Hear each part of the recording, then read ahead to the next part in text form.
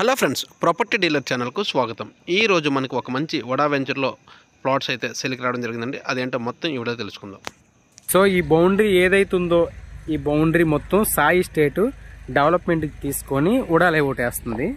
So ఇందులో price వచ్చినప్పటికి ఏంటంటే గజం per square yard 11,500, 12,000 fix, facing బట్టి 12,000 ఫిక్స్ అనమాట.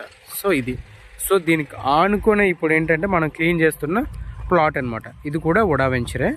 సో మీకు సాయి స్టేట్ది ప్రైవేట్ వెంచరు.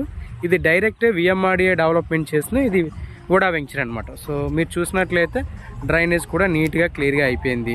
తర్వాత మీకు ఎలక్ట్రిసిటీ కూడా ఆల్రెడీ ఫామ్ చేస్తుంది, ఎలక్ట్రిసిటీ కూడా ఉంది.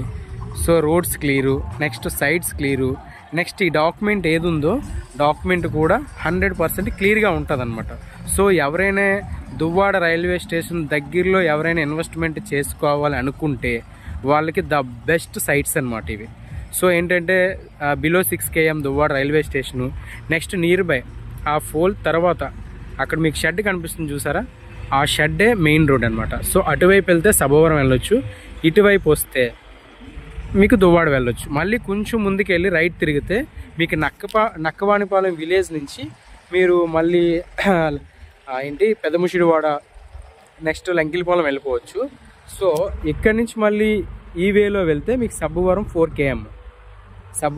km వస్తుంది.